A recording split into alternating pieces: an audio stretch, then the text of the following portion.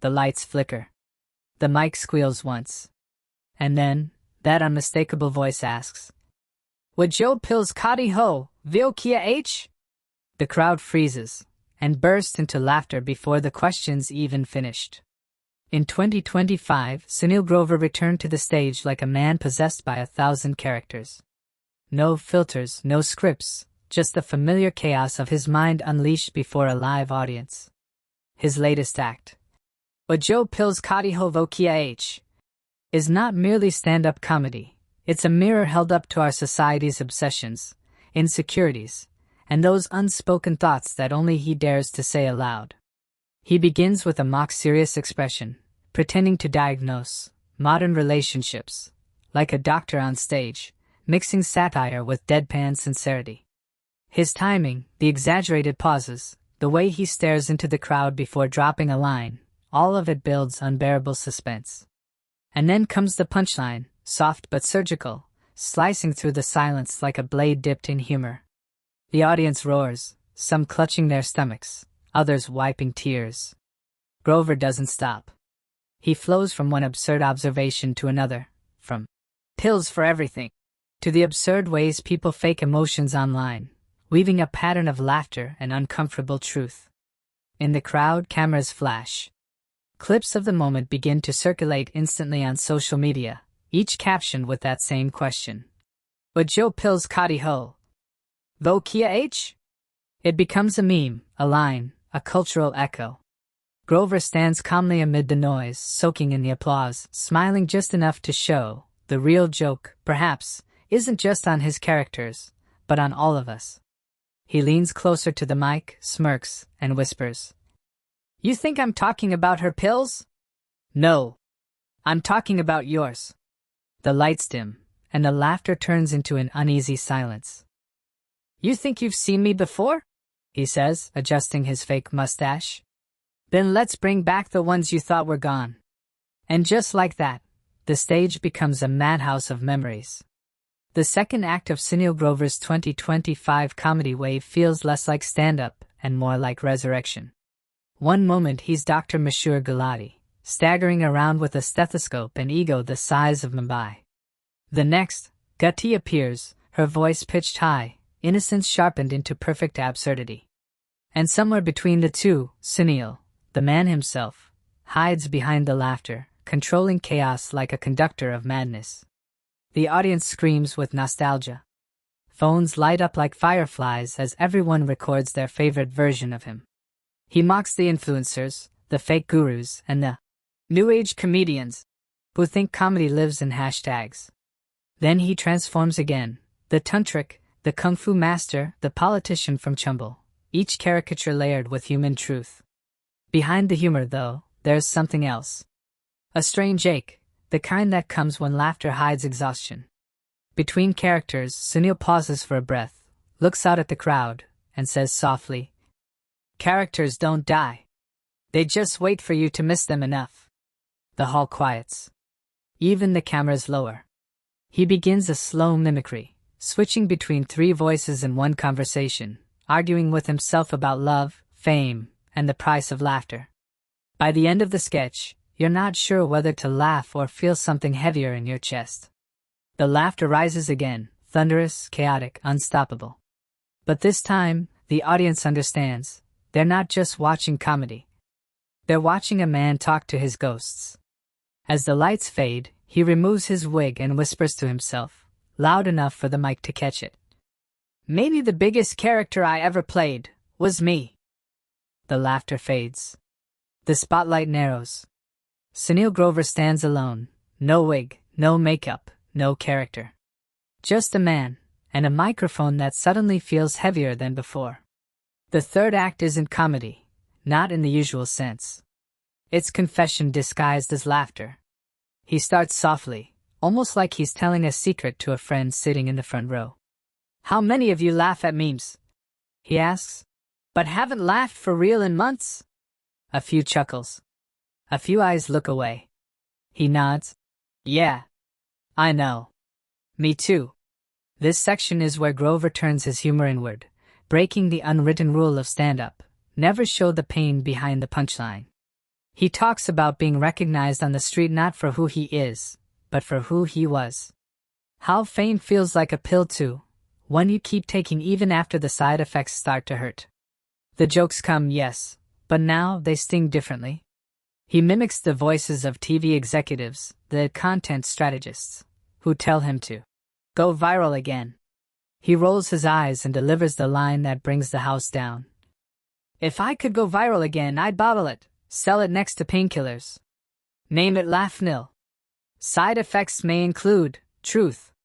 The crowd roars. The laughter feels earned, not just amused, but connected. You can tell the audience knows he's peeling back layers. This isn't a character anymore, it's Sunil, the man behind all of them, reminding everyone that comedy is often built from broken pieces. He looks around, his gaze sweeping across hundreds of faces, some laughing, some crying, all captivated. The irony is beautiful. The funny man who built his career pretending to be others is now his most powerful when he's simply being himself. He steps closer to the mic, smiles faintly, and says, "You laughed tonight. Good. But tomorrow, try listening to the silence after." The applause is thunderous. Yet somehow, the hall feels quiet, like everyone's holding their breath, waiting for one last line. And Sunil Grover, standing in that golden haze of light, isn't done yet. Not quite. He takes off his mic and begins to pace slowly, every step deliberate, almost thoughtful. The characters are gone. The jokes are done. What's left is a storyteller, one who has lived long enough to understand that laughter isn't the opposite of pain, it's the proof that we survived it. He starts with a story about his early days, the tiny stages, the rejections, the blank faces that didn't laugh when they should have. He talks about people who said comedy was just a side act, that real art lived in tragedy. Then he chuckles. So I made tragedy laugh. The crowd erupts one last time. From there, his tone softens. He talks about the weight of performance, of being expected to smile when you don't feel like it, of pretending to be funny so others don't notice you're tired. Every word lands like a truth the audience already knew but never said aloud. He lifts his hand, miming a pill between two fingers. Everyone's got their version of this, he says quietly. For some, it's medicine. For others, it's laughter. Both help you forget, just for a while. A ripple of emotion moves through the crowd.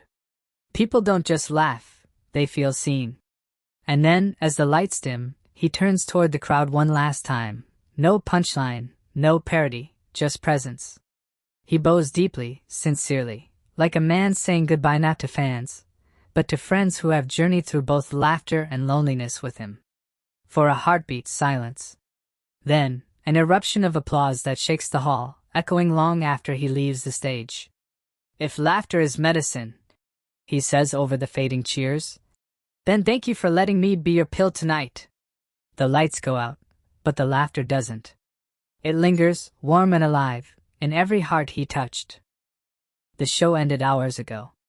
The stage is empty, the chairs are stacked, the lights dim to nothing. But somewhere, in the hollow echo of that laughter, a single question still hums. Was it comedy, or confession? Backstage, Sunil Grover sits quietly, makeup half wiped, smile faded into something softer. There's no audience now, just the quiet buzz of a dressing room bulb and the faint ringing in his ears, the kind that comes after hours of clapping and cheering. He scrolls through social media, clips from the night already trending, his lines turned into memes, his expressions looped endlessly in 15-second reels. He smirks, not out of pride, but wonder. How strange, he murmurs, how quickly laughter becomes data. His manager knocks on the door, tells him another show is sold out. More fans, more lights, more noise.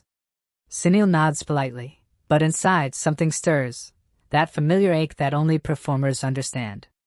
Because when the laughter fades and the costumes come off, the stage doesn't disappear, it follows you.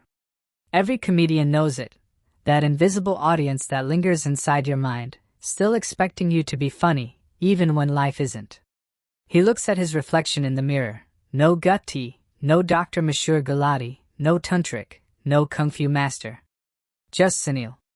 A man who turned survival into satire. A man who found truth hiding inside a joke, and never stopped chasing it. He picks up a notebook from the table, its cover cracked, pages filled with scribbles of unfinished thoughts. One line stands out, circled in red ink. Comedy isn't about making people laugh. It's about reminding them they still can. He closes the notebook, exhales, and stands. Somewhere in the city, a poster with his face glows under streetlights. Sunil Grover Live. The Pills of Laughter Tour 2025. He smiles, tired, grateful, human. As he leaves the empty hall, the janitor calls out, "Sir, KL for show hi?" Sunil glances back, smiles faintly, and says, "Han, KL for hey Sailani hi." The next morning, the world wakes up laughing. But Sunil Grover does not. He's sitting by a window, tea untouched, eyes fixed on the sunrise that feels quieter than usual. He's not sad. Not exactly. Just emptied. It's what every performer knows but never says. The silence after a night of roaring laughter can sound deafening.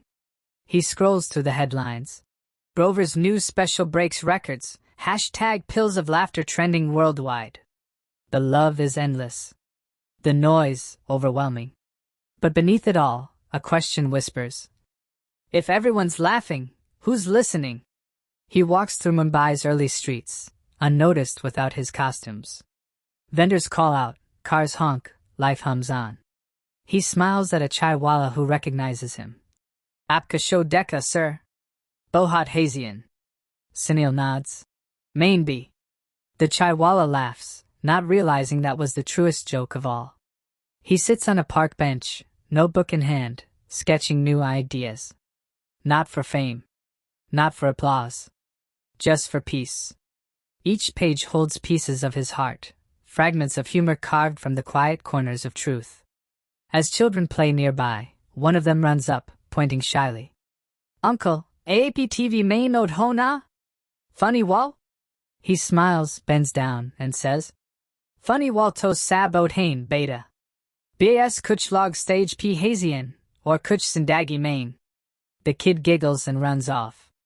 Sunil watches him go, a small grin tugging at his face, the kind of smile that doesn't perform, just exists. Later that night, back in his dressing room, he looks at the mirror again. Same eyes. Same man. But now, something different reflects back, peace instead of pressure.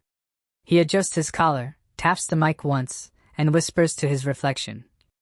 "Let's make them laugh again, but this time, let's listen too." He walks out to the stage, lights still off, and takes a breath. When the spotlights rise, there's no introduction, no music, no spectacle. Just Sunil. And a story waiting to begin. "Tonight," he says softly, the audience leaning forward. "No characters. No masks. Just truth." The crowd goes silent. The camera light blinks red. The world holds its breath, as comedy turns human once more.